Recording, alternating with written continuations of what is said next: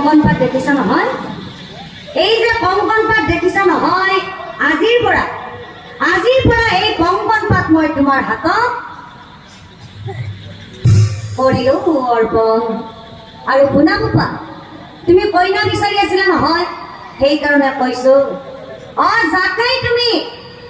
যাকেই তুমি এই কংকন পাত পিন্ধাই দিবা নহয়, যাকেই তুমি এই কংকন পাত পিন্ধাই দিবা নহয়, নিমিষতে সি নাৰী হৈ পৰিব নিশ্চয় জানিবা।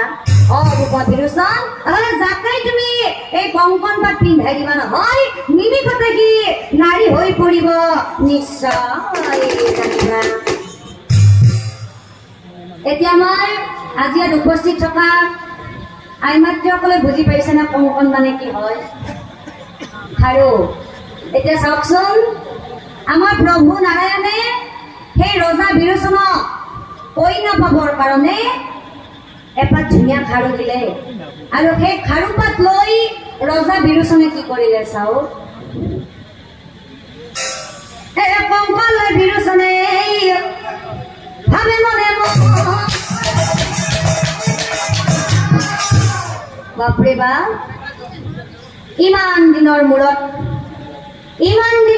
প্ৰভুই মোক কইনা পাবৰ কাৰণে এই ধুনীয়া খাৰু পাত দিছে। গতিকে প্ৰভু চাও, প্ৰভু চাও, এবাৰ আপোনাৰ ভৰি দুখন অকণমান আগবঢ়াই দিয়কচোন প্ৰভু।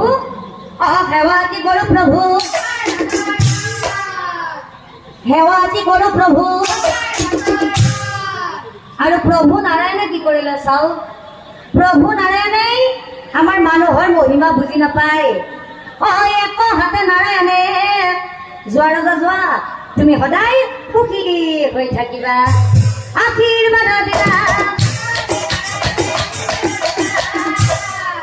আন ভালে আকৌ বিৰোচনে মনে মনে ভাবে, আজি ইমান দিনে মই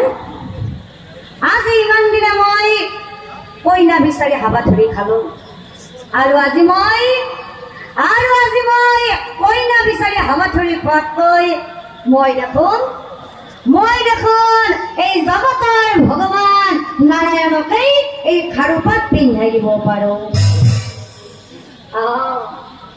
আজি ইমান দিনে মই বিচাৰি থকা কইনাজনীও হ'ল, লগতে প্ৰভুই দিয়া এই খাৰু পাতৰ একেলগে প্ৰমাণ চোৱাও হ'ল। প্ৰভু আপোনাৰ হাতখন লাৰি চাবলৈ মোৰ বৰ মন গৈছে, যদিহে বেয়া নাপায় অকণমান হাতখন আগবঢ়াই দিয়কচোন প্ৰভু। চাও প্ৰভু, চাও বুজি নাৰায়ণ কংকন পিন্ধাই দিলা।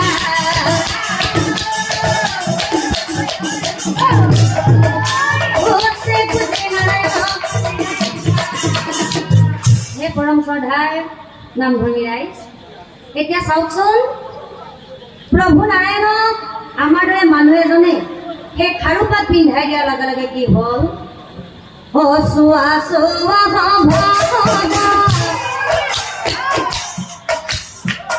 ঈশ্বৰৰ বিলাই।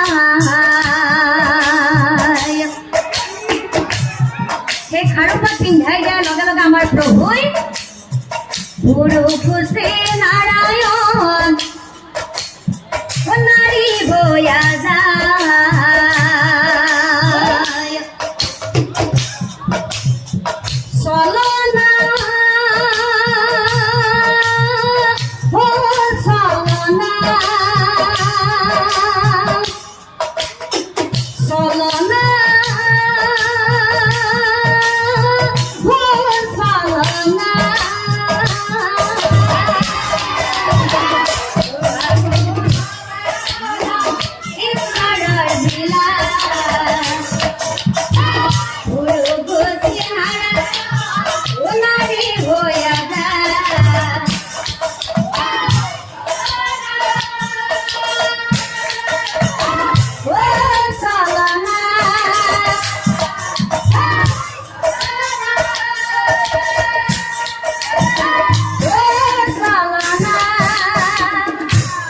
চাও মানুহ বিশ্বাস কৰা সহজ নহয়।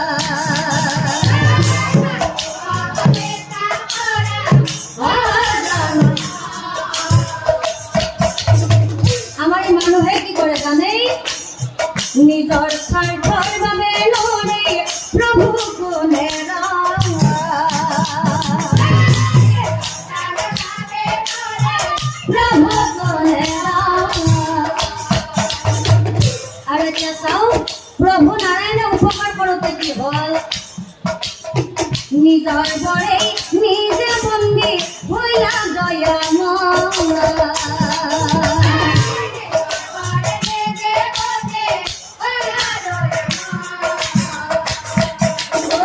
কি হব বিলা